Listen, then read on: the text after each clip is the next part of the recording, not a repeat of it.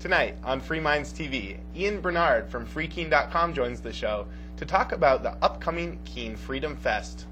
Later, we're going to be showing some video of police busting an underage drinking party. Wait till we tell you what the teens were drinking. We're also going to be getting into this week's Downsizer Dispatch, the mailbag, and much more when we come back right here on Free Minds TV.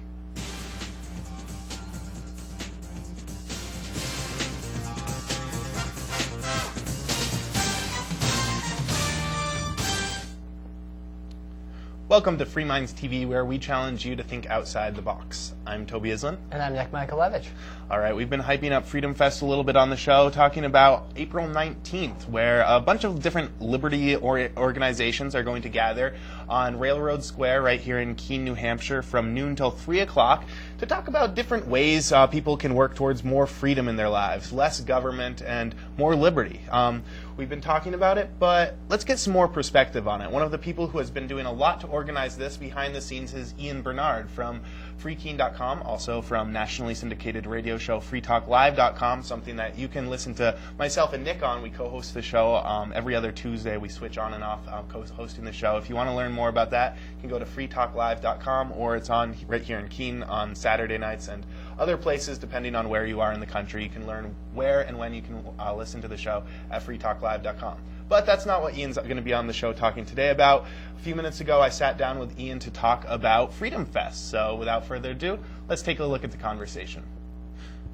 Well, we've talked a lot about Freedom Fest on the last few episodes, building up. It's a little thing here in Keene, New Hampshire that we've done before and we will be doing again on April 19th. So someone who's been helping out organize this a whole lot is Ian Bernard from FreeKeene.com and nationally syndicated radio show Free Talk Live. Ian, welcome back to Free Minds TV. Always good to be here, Toby. It's great to have you. So we've been covering Freedom Fest. If people want to learn a little bit more about it, they can go to fest.freekeene.com. That's right. And what is Freedom Fest for people who haven't really heard yet? What's going on here? Well, Freedom Fest, as you know, you guys covered it last year, and yep. Freedom Fest is an event that's happening on Main Street here in Keene. In fact, it's going to be at Railroad Square, so right next to Armadillo's. So where we're going to have it. And essentially it's going to be various different liberty-oriented groups are going to be there with their purposes to socialize and to reach out and to let people know who they are and what they're here for. As an example, New Hampshire Common Sense was here with us last year. They're going to be here again. That, as you know, is Matt Simon's organization, which is doing some really great work on the front of re-legalizing marijuana here in New Hampshire. Yeah. Matt Simon been on the show a number of times and is doing a whole lot in the movement. So who else is going to be at this event? We've got the new New Hampshire Free Press. As you probably know, the Keene Free Press has changed names. It's now expanding their distribution, and it's now the New Hampshire Free Press. But they're going to be in attendance. Also, Mark Edge, who appears on this show from time to time. The Keene Eye on the News. Mark, does he go by Mark Edgington or Mark? Mark Edgington on Cheshire TV. Mark Edgington will be with us. And so if you haven't had a chance to meet Mark, he's going to be there. And all of our bloggers, or I don't know if all of them will be there, but some of our bloggers from FreeKeene.com will also be in attendance, which, of course, you're one of those bloggers, as a matter of fact. Yeah, and there's going to be all sorts of different things. Last time we had an Operation Politically Homeless booth where people could come and take a quiz, and it tells them whether they're a Democrat, a Republican, a statist, or a libertarian, or a centrist. It's a great quiz. It's probably not going to be there this time because I'm going to be doing something different. I'm going to be really nailing down the ultimate question that I think people should ask themselves or be asked, and that is, do you think products and services should be provided at the threat of violence? The old political quiz, which I still have, and we might go back and do that again at some point, the old political quiz helps categorize people on sort of a political basis, but this is the ultimate categorization. This question really will separate those who believe in voluntary interaction, which is, I think, most people, as compared to, or separate them from, those who believe in coercive interaction, in that they believe that things should be provided at the threat of violence. And I think most reasonable people don't believe that that should be the case. And so we're going to find out who believes what coming up on Freedom Fest. And of course, we'll have stuff to hand out, and these other organizations that'll be there will be doing various different things, and I don't even know what their plans are. So it's kind of up in the air. So this question that people are asked really gets to the point. And like you said, I don't think most most reasonable people do think that any services should be provided at the threat of violence. We live in a society where we believe everybody's free. We're free people living in a free country. Then why is there violence to provide any services? There shouldn't be. I mean, if you think about it, people say that government should be providing certain things, right? Well, they say that, well, what would we do with, what about fires? Right. And what about the police? Well, what about food? The marketplace handles food wonderfully. In fact, if we look at instances where the government has tried to take care of food, people, you've had mass starvation. The You Soviet have Union, bread lines. Yep. So the idea that government, which we know can't do anything very well at all, and anything it does is always very expensive, the idea that they should be handling fire service and protection service and these other things, it just doesn't make sense. It doesn't jibe with the realities of the marketplace. So we should have fire protection, and we should have protection as well, from personal protection like police services. Yeah. We should have those things. But if their service is so valuable, if it's so great, and that's what I'm told, that's what the defenders of the government bureaucracies will say, is that, well, we need these things. Well, if they are so valuable, then they should simply be offered in the marketplace on a voluntary basis, just like everyone else's products are. Yeah, if it's truly important, it will be provided. If it's course. Something that's needed, the market will find a way. And I always think about what would happen if the government was in charge of food right now, and someone proposed privatizing that. People would be crazy. They'd say, this is such an important service. We need it so much. We need the government to be in charge. You can't put evil businessmen in charge of food. It's so important. I mean, so there's a lot of different discussions. Not everybody wants to go all the way to complete privatization. Some people want to go somewhat, scale the government back a little bit. So it's interesting discussion. Lots of different people that are going to be attending this year's Keene Freedom Fest that you can talk to, get different perspectives, and maybe surprise yourself on what you think as well. The New Hampshire Liberty Alliance is also going to be there. There are some people that are they're working in the political system as opposed to doing market-based activism. They're working in the political system, and they're really having some interesting successes. So there's going to be a variety of different types of activism represented at this particular event. I already mentioned New Hampshire Common Sense, and also there's going to be the Alternatives Expo, which will be attending, providing different things for people to think about. Now we have about a minute left. Speaking of different kinds of activities and events going on, can you talk a little bit about the possible civil disobedience that might be going on as well? I don't know if the people that are going to be participating in, there may be some gambling going on. I don't know if they want to call it civil disobedience. I think that the people that are participating in that will be simply living as free people. Okay. I think that's what their intention is to simply be the free people that they want to be and have a good time. Nobody's being harmed. I mean, if somebody sits down and plays a round of poker or rolls some dice, I'm not sure what's going to be available. It'll all depend on who decides to participate in that. There's a lot of individual decision going on here, not a lot of central management of the organization, of the event. So I think that there will be a variety of different choices, from cards to dice, and there may be money involved. I'm not sure what the individuals are going to do, then the ultimate question becomes, what will the government people do, if anything? I hope they do the smart thing and just leave us alone. Well, I'd just like to little caveat to this. There's we are not actually sponsoring this. If free people do what they want, that's fine. Yes, none of us are going to be profiting from this. You aren't going to be a dealer. I'm not going to be a dealer. So free people do what free people do. We're not going to. It's a public place. I mean, we can't stop them. It's going to be Railroad Square, Saturday, the 19th of April. And from noon to 3, I don't think we covered that. It's noon to 3, the 19th in Railroad Square. Anybody can be there, so how could we stop some? It's not our responsibility to stop people from gambling. All right, if you want more info, that's fest.freekeene.com. And Ian, thank you so much. As Thanks, always, Toby. it's a pleasure to have you on Free Minds TV. Good to be here. And if you wanted to check out Ian's show, that's freetalklive.com. It's on 6 days a week for 3 full hours, talking about all sorts of different things that, if you're new to the Liberty Movement, will completely blow your mind. Thanks a lot. You can also get it on 1290 as well on Saturday nights when baseball's not on, 7 to 10. Excellent. Thanks a lot. All right, so if you want to learn a little bit more about that, you can go to fest.freekeene.com, and there will be a lot of info there. We'll also be reminding you about it a little bit later, and as time gets near. It's still a week or two out, but a lot of fun stuff going on. April 19th from 12 till 3 o'clock. All right, Nick, it's about that time, the Downsizer Dispatch. What are we fighting against Washington this week? Well, this week it's kind of an update on something that we've covered in the past through Downsized DC. They're worried about the unfunded liabilities, and they've actually, for those that don't know, unfunded liabilities are things like Social Security and Medicare that are, they eat away at a lot of the budget, and they're commitments that have been made by the government that it's not money we owe right now, but it's money that we're going to owe over the next few decades. So this is something that you should contact your legislators about. It makes the deficit spending we've seen in the last several years look very small by comparison, and it's a very important issue, one that's going to have a drastic effect on the future of the U.S. economy. And the total unfunded liabilities total somewhere, depending on which estimates you're looking at, somewhere around $40 to $60 trillion, and those it's pretty much agreed upon that somewhere in that range is where it's going to fall. So if you want to contact your representatives, go to downsizedDC.org, sign up for the Downsizer Dispatch list. They'll keep you updated on this and many other issues concerning the government and how they're spending your money, regulating your life. But we would like to thank Downsized DC because in the Downsizer Dispatch, they actually mentioned Free Minds TV and the interview we did at the New Hampshire Liberty Forum earlier this year with Jim Babka, who is their president. And we just wanted to take the time to thank them for mentioning us, putting a link for the website in there.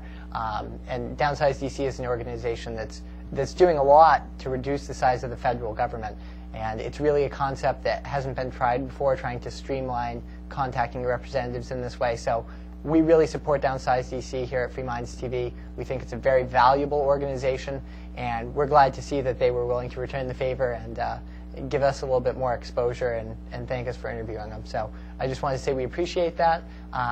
And this is something that we really can't do without your support as viewers. So if you like the Downsizer Dispatch, you like being updated every week about what's going on in Washington, consider contributing to the show, because we really can't do these segments without you. All right, fighting Washington one email at a time. When we come back, it looks like New Hampshire's some pretty scary legislation against bars, small bars, big bars, all bars, as well as cops arresting people for, well, not arresting, but busting people at an underage drinking party. We'll be telling you what they were drinking and much more when we come back right after this. Log on to freemindstv.com for archives of the show, the Free Minds Radio podcasts, show content and the forum, ways to donate, the members section, contact info, and a whole lot more, all at freemindstv.com.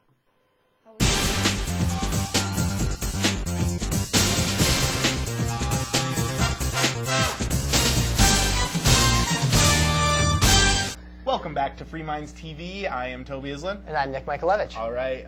Something we talk a lot on here are laws in New Hampshire, because that's where we're from. We're here in New Hampshire, and there's always legislature is trying to push for more laws. Our friendly representatives, some of them are liberty lovers, but others really like government. And now, who are they attacking? But bars, because it's pretty easy to open a bar and run a bar here in New Hampshire right now. Pretty business friendly. But some people don't want to keep it that way. What's going on? Well, what's going on is a lot of legislators apparently don't like bars, or at least not the smaller operations. Right now, it only costs you $1,200 to get a license to operate a bar. Technically, it's a restaurant. So if you sell $75,000 worth of food or more in a given year, you qualify as a restaurant under current law, and it only costs you $1,200 to get registered as a bar and do your business that way. Pretty reasonable. It's pretty reasonable right now, I think. But what they want to do is increase the licensing costs to about $12,000 to $24,000 a year just for a liquor license. Now, they're timesing this by more than 10 in one fell swoop. Right. Now, yeah. Oh, yeah. And this is really just a way to try to shut down bars. And they want up the requirements so that if you sell less than $150,000 worth of food. So doubling the requirement. Right. Doubling the requirement. And if you don't meet that new requirement, you're going to pay $12,000 to $24,000. And these are the smaller bars. And really what I think it boils down to is it's kind of a protectionist measure. They're trying to shut down the smaller bars because right now it's easy to open a bar as a business here in New Hampshire, which I think is a good thing. Competition makes better business. Yeah, it is. And, local bars. This article mentions owners of local bars. Dave Barrett, who owns the Kilkenny Pub, he's worried about how that's going to impact him. He might have to shut down his bar. I mean, there's a few different bars that would be shut down. But I was reading this article, it mentioned that some bars think that this is a great measure. We should take this measure. Well, those are the bars that would already qualify under this. And you know what? The state would shut down their competition for them. Job all taken care of. They don't have to do any work. Just pass a little bit of legislation, and they get to do whatever they want without any competition because the state may close down the competition. Those are the people who are agreeing with this legislation. And the owner of Cali's Sports Pub here in Keene mentioned that he's in support of the legislation. And he even says in the quote that because he sells enough food that it doesn't affect him and it would shut down the other bars that are causing problems.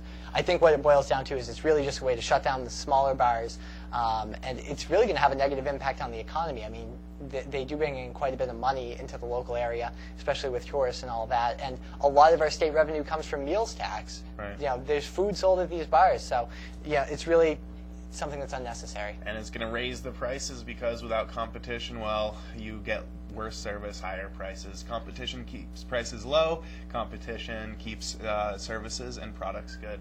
So I'm completely opposed to this legislation, and I would encourage people to contact their representatives in New Hampshire and tell them shut this down because it's protectionism that's just not needed.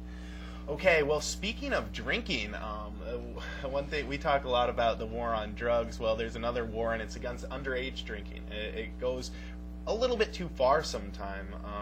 And I know that a lot of people growing up are all familiar with high school parties, house parties, being busted by the police, and the police going in there and breathalyzing everybody and giving them $300 fines, calling parents and all that fun stuff. Well, what would happen if you had one of these keggers, but you weren't drinking alcohol? Would the cops still come in and not arrest, but breathalyze everybody at the party if there's no alcohol present? Well, we have seen that yes, they will. When his friends got suspended from school sports because the photos showing them drinking from red cups, you know, the little plastic Dixie cups, Yep. the ones that are normally served at keggers, Dustin Zebro decided to mount a protest of sorts. He invited scores of kids to a kegger party, which got busted by the cops. Now, the viewers who are watching this, not listening to the podcast, will be seeing the video. We don't have the sound to it, but the video of the kids pulling up, seeing all the blue flashing lights going on up there, people going through and getting breathalyzers, cars lining the street, a full house of young people, a keg, drinking games inside, pong going on. Police thought they had an underage booze party on their hands. Sounds like one. But though they made dozens of teens take breathalyzer tests, none tested positive for alcohol. That's because the keg contained root beer. The party was held by a high school student who wanted to show teens don't always drink alcohol at their parties. And the video that people are watching, it's a huge intrusion to civil liberties. These cops are coming in and breathalyzing every single kid there with no alcohol present. If there's not any alcohol, a drop of alcohol on the scene, what gives them the right to come into this home and breathalyze everybody? Where's the probable cause? Where's the Fourth Amendment in this situation? Where's the probable cause to go into the house in the first place? Right, just because there's cars lining the streets and teens present, lots of teens present, that's probable cause to bust on in there and give everyone a breathalyzer test? Come on, what's happening? I mean, give me a break. Not all teens drink at parties. Some do just get together to have fun. Of course, some do drink. Seems more like a parental issue. If you're letting your kids go out, you don't know where they are, well, you're a bad parent. If you're letting your kids host these huge drinking parties at your house, maybe you should get that under control or do something about it. Let's not count on the government to do everything for us because, as we see, they violate civil liberties and they don't really get us what they want. I hope these cops that spent hours breathalyzing everybody at this party had solved every other crime there was on the street. All the robberies solved, all the murders solved. Hope there's no more serious crimes pending because if you're wasting your time doing this, I don't know what you're doing. Well, the sad part is that all the other crimes, I'm sure, were not solved, and they waste their time on things like this, on small-time drug possession charges. This is what they spend their time on, and there is a reason that we don't have a great solve rate for violent crimes in this country. It boggles my mind. It makes me ask the question, when these guys were first becoming cops, is this what they envisioned doing? Going and busting root beer keggers? I doubt it. I don't think many people sign up for that in mind. Most people want to work on They want to be good people and solve crimes, catch the bad guys. No, bust teenagers for root beer keggers. All right, when we come back, I'm going to talk about pennies. I'm not really sure what Nick's going to be talking about. We got the mailbag and much more right after this.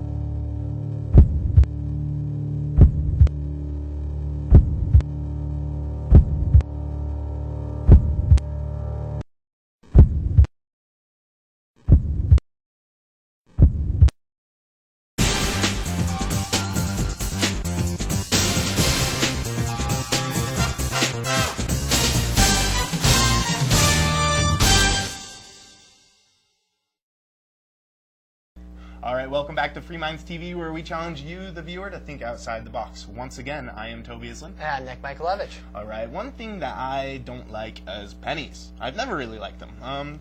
They annoy me. Some people like them, some people don't like them. My fiance personally gets very mad at me when I throw them out because she kind of likes pennies. Me, I don't like pennies. One thing I really don't like about pennies is how much it costs to make a penny. With the decline of the dollar and the rising price of precious metals, it now costs 1.7 cents to make a penny. So these pennies are they're worth more in their weight in metals than they are in currency. And that's just something that doesn't really make sense for a currency. It costs American taxpayers over $50 million a year to make these pennies. I mean, cost over the price of their face value, because we are making billions of these pennies every year. And what's the point?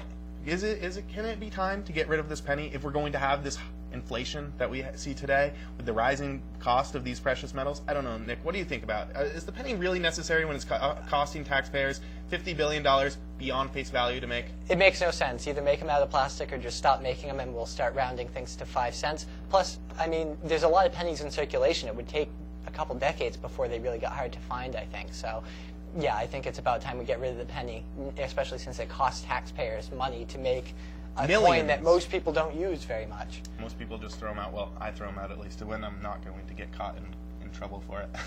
All right, Nick, what do you got for me? Well, Wall Street may be seeing some changes in the rules that they operate under. Secretary of the Treasury, Henry Paulson, is calling for sweeping new powers for the Federal Reserve. This would mean that the Federal Reserve would be regulating many parts of the stock market, hedge funds, private equity firms.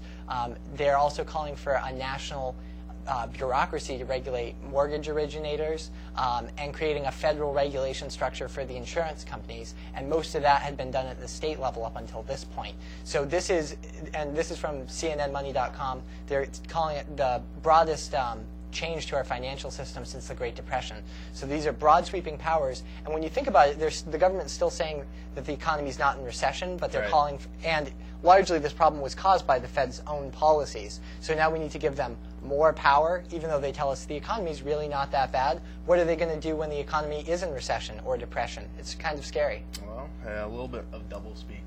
All right, well, it's about that time where we want to hear what you think. What do you guys think about the show? Do you like it? Do you hate it? Are we crazy? Do you agree with us? Well, let's check out the FMTV inbox. If you'd like to share your views with us, you can send them to fmtv@freemindstv.com. You can also leave us a message on our new talkback line. We just got a new one. The other one was down for a while, so sorry about that. The new talkback number is 206-350-0123. But right now, let's read some of the comments that viewers have been sending in to us from last week's show. All right. And this is from somebody calling themselves Alden the Mad. Oh, never mind. They're going by really quickly. Yep.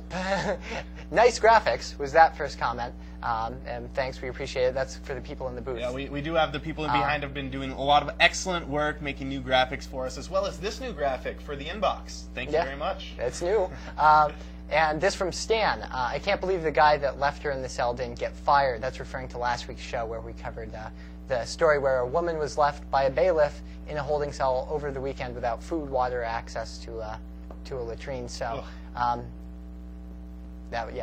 can't believe he didn't get fired either. And this from Tyler. Great interview. Just signed up for the members section, which is on our website. To get access to the uncut version, keep up the good work. And member section, definitely sign up. It's only $3 a month, $30 a month. Tons of old archives, bonus content, all that great stuff. We are running out of time. I believe there's a couple more comments though. Yep. Or one more. One more comment. And wow, this from Roger. Wow, good news, guys. It looks like a great way we can help the out of control deficit spending that runs rampant in government while helping people without hurting them. Well done, Nick. Referring to the. We talked with Richard Van Wickler about the war on drugs and all sorts of stuff. You can learn about that at freemindstv.com. We'd invite you to send us your comments, fmtv@freemindstv.com. You can also just log on to our website, and there's all sorts of different ways you can contact us from there. You can fill out a simple little box, or you can give us a call, brand new talkback line. Once again, that number is 206-350-0123. We'd love to hear from you, hear what you think about the show. All right, well, that's just going to about do it for us. Log on to freemindstv.com. Check out the members section. Check out the new audio podcast. We're doing that once a week in addition to the show. Speaking of the audio podcast, it's the beginning of the month. Drop us a vote. Vote.freemindstv.com. Boosts us up in the podcast rankings. Really helps out the show. We'd appreciate it. Just go to vote.freemindstv.com. Takes you a second of your time, but it really helps out the show. If you want to help us out a little bit more, maybe contribute financially. I'd like to thank all the people who have really been helping out the show over the past few weeks and sending us some money because it does cost money to run this show. We send this show out to other cable broadcast stations throughout New England. We also post it on the internet, and so we do have bills to pay. So thanks so much to the people who have been helping out. We really appreciate it. It has been Toby here with you. And Nick. We're going to leave you today with monks in the United States being arrested for protesting. It's some pretty disturbing video. If you want to learn more about it, check out the show content at forums.freemindstv.com. Thanks a lot, and have a great night. Kill people walking to streets in Serrano. Officer Delgado, Serrano. You guys, be gentle. Why are you being so rough? Who are you? You can have your camera. I'm right. I'm trying to look for your name. Why are you guys being so rough? Look at this guy with a stick. He's got a club. It's Officer Leroy. Swinging a club. He's swinging a club. Leroy. Officer Letty. Officer Letty is swinging a club. Officer Letty, Officer Moralo, for no reason at all. Officer Reddy, look at these cops clubbing people in front of the UN. Unbelievable. Protesting to free Tibet, cops clubbing people in their legs, in the sidewalk, in front of the UN in America. This is not China. There's another club coming out. Unbelievable. Another one. Another club. You guys are outrageous. You guys are outrageous. This is disgusting. You guys are